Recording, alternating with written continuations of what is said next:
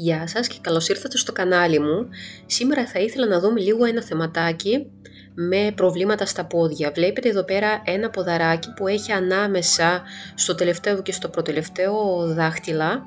Έχει αντίστοιχα στο κάθε ένα από κάποια σκλήρινση. Εκτός αυτού υπάρχει σκλήρινση και στο μικρό δαχτυλάκι από την έξω πλευρά. Αυτό παθαίνουμε, ήθελα να πω, κυρίως από ακατάλληλα παπούτσια. Δηλαδή κάποια παπούτσια ίσως με υψηλά τακούνια, στενά, με κάποιας κακής κατασκευής, δεν ξέρω, ίσως να είχε κάποιες εσωτερικές ραφές, κάποια εξογκώματα που θα πείραξαν το πόδι. Με απλά λόγια, ο κάλος είναι η άμυνα του οργανισμού. Επειδή δέχεται συνέχεια πίεση σε αυτά τα σημεία, το πόδι, ο οργανισμός στέλνει πιο πολύ, αυξάνει την κυκλοφορία του αίματος σε αυτά τα σημεία και σαν αποτέλεσμα έχουμε την ανάπτυξη κυττάρων σε αυτά τα σημεία. Φυσικά το πρόβλημα δεν είναι πάντα στα παπούτσια, μπορεί να είναι κληρονομικό, μπορεί να είναι παθολογικό από κάποιες παθήσεις τύπου αρθρίτιδα, κάποιες ορμονικές διαταραχές. Εδώ σε αυτά τα πόδια όμως έχουμε το πρόβλημα το οποίο έγινε μετά από έναν τραυματισμό.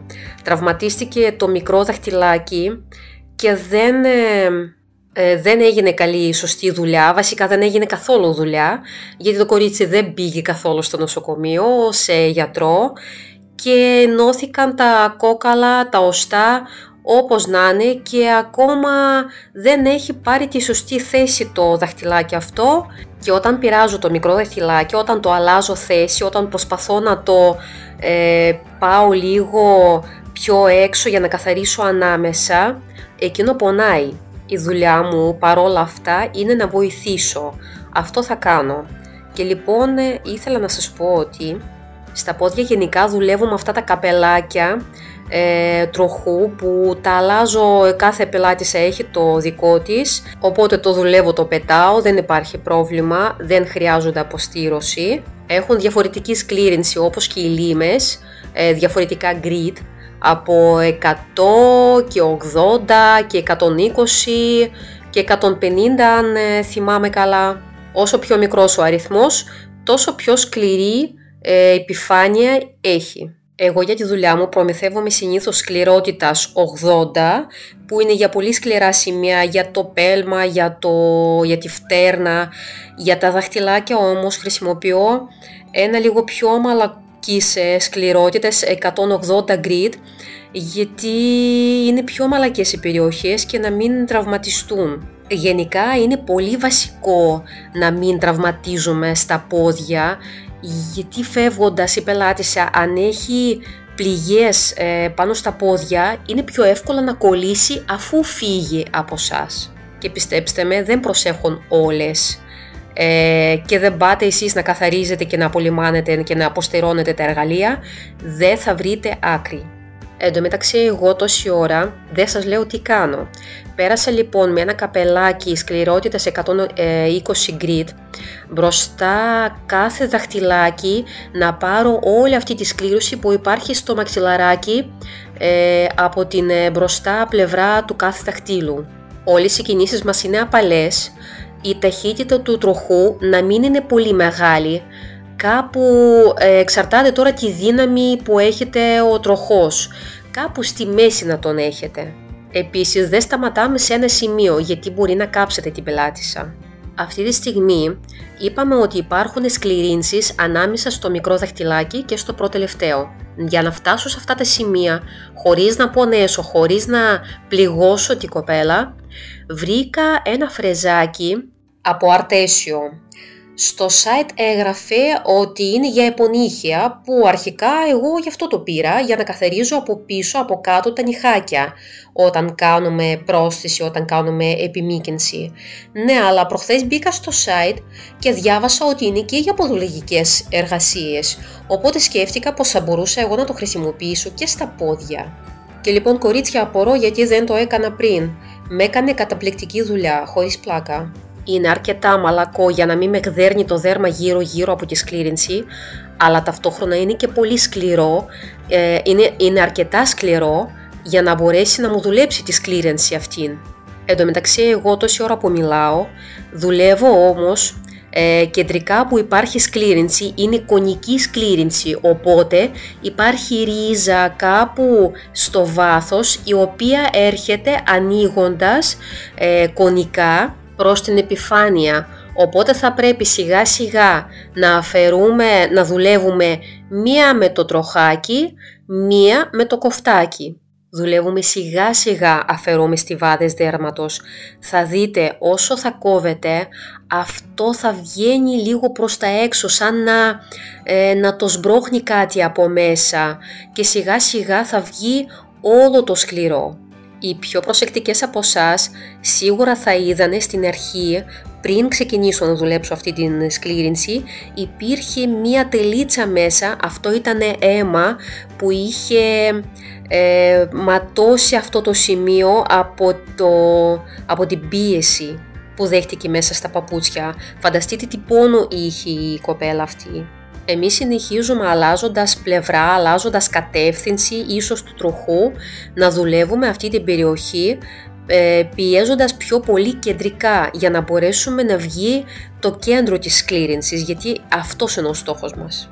Εγώ δεν είμαι ποδολόγος και δεν θέλω να φτάσω στο αίμα, οπότε λογικά σταματάω κάποια στιγμή που το σημείο αυτό γίνεται τόσο μαλακό και ευαίσθητο και αρχίζει και πονάει και αρχίζει και νιώθει η πελάτησά σας κάποια θερμοκρασία παραπάνω. Στην πορεία θα σας δείξω τι θα κάνουμε. Βρήκα μία λύση για αυτό το κορίτσι.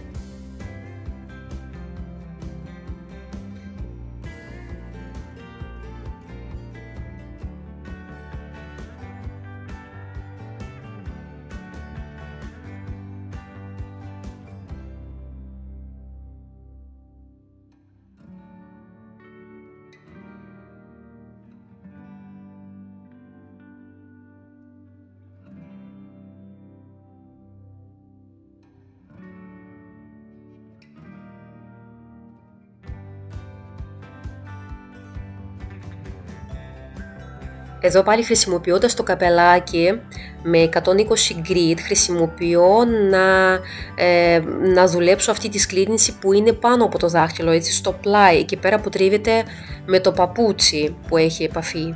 Εδώ πάλι ήθελα να σας πω ότι δεν πρέπει να φτάσουμε στο αίμα, στο κρέας πλέον να το εξαφανίσουμε όλο, γιατί όσο παραπάνω παίρνουμε, τόσο παραπάνω δουλεύει μετά ο οργανισμός να τα επαναφέρει. Οπότε παίρνουμε κάποια ποσότητα, κάποια σκλήρινση, δεν παίρνουμε όλη τη σκλήρινση. Είναι καλό μετά να δουλεύουμε με κρέμες. Ναι, φυσικά, κάτι θα πρέπει να κάνει και η ιδιοκτήτρια των ποδιών. Δεν μπορούμε μόνο εμείς να πολεμάμε και να μην κάνει αυτή τίποτα.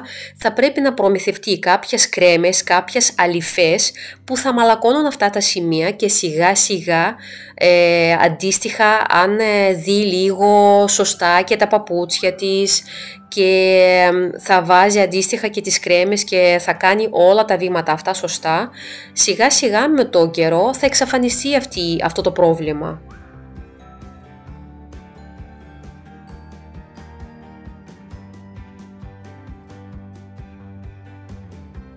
Σιγά σιγά φτάσαμε και στο τελευταίο κάλο που είναι στο προτελευταίο δαχτυλάκι και είναι ο πιο δύσκολος σαν θέση. Και πάλι σε αυτό το σημείο δουλεύω με το καινούριο μου το φρεζάκι, το κεραμικό από το Αρτέσιο. Κάνει φοβερή δουλειά. Όντως, κορίτσια, δεν κάνω διαφήμιση, αλλά είναι πάρα πολύ ωραίο. Αυτό κανονικά μπορείτε και να το αποστηρώνετε και τα πάντα όλα. Μπαίνει αυτό και σε κλίβανο και σε πολύ αυξημένες θερμοκρασίες. Το μόνο που έπαθα εγώ, το πρώτο τροχάκι που πήρα, το πρώτο φρεζάκι που πήρα, δεν έβγαλα το κόκκινο δαχτυλίδι πάνω από αυτό και μου κάει και έγινε άστα να πάνε. Οπότε πριν το βάλετε σε κλίβανο θα πρέπει να βγει αυτό το δαχτυλιδάκι και μετά θα το βάλετε ξανά. Μην πάθετε αυτό που έπαθα εγώ. Εν τω μεταξύ σας ετοιμάζω ένα βιντεάκι με αποστήρωση επειδή το ζητήσατε. Έχω βγάλει κάποια βιντεάκια, θα πρέπει να τα συναρμολογήσω για να το ανεβάσω μετά.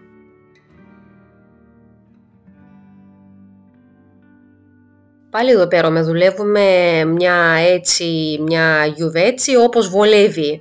Επειδή είναι το σημείο αυτό λίγο πρόσβαση δεν είναι καλή. Οπότε όπως βολέψει. Ο σκοπός είναι να μην τραυματίσουμε την πελάτισσα. Προσέχουμε τι κόβουμε πριν το κόψουμε και κόβουμε σιγά σιγά μικρά βηματάκια για να μην πάθουμε ζημιά.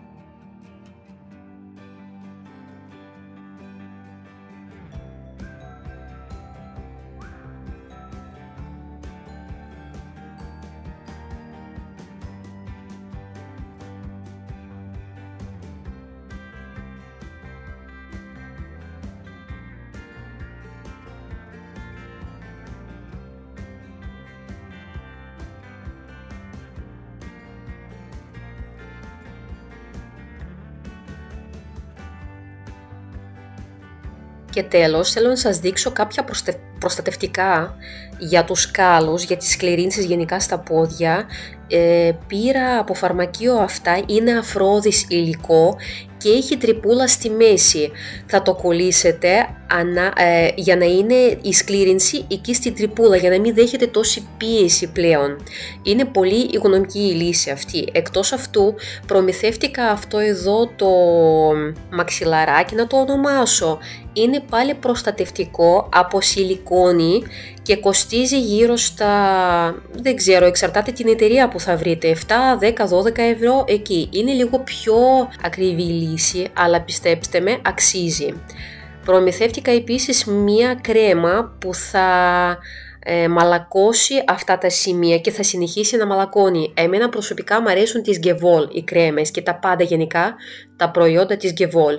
Είναι ό,τι καλύτερο θα μπορούσατε να έχετε για τα πόδια σας και αν έχετε τη δυνατότητα να δουλεύετε με αυτές τις κρέμες είναι ό,τι καλύτερο.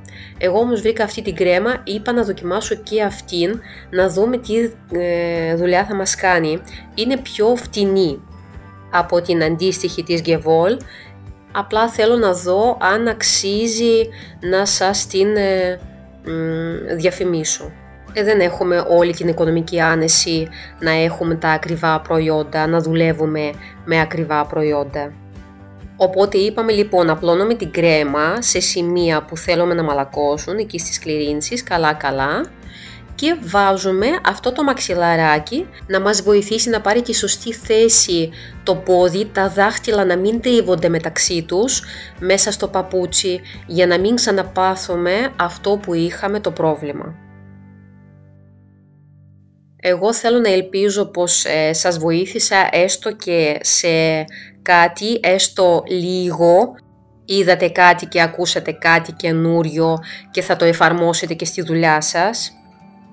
Δεν μπορείτε να φανταστείτε πόσο χαίρομαι όταν μου γράφετε σχόλια. Οπότε αν έχετε κάποιες απορίες ή αν θέλετε να συζητήσουμε κάτι, γράψτε μου, μην ντρέπεστε. Εγώ από τη μεριά μου χαιρετώ. Ευχαριστώ που ήσασταν μαζί μου. Φιλάκια πολλά, τα λέμε στα επόμενα βίντεο.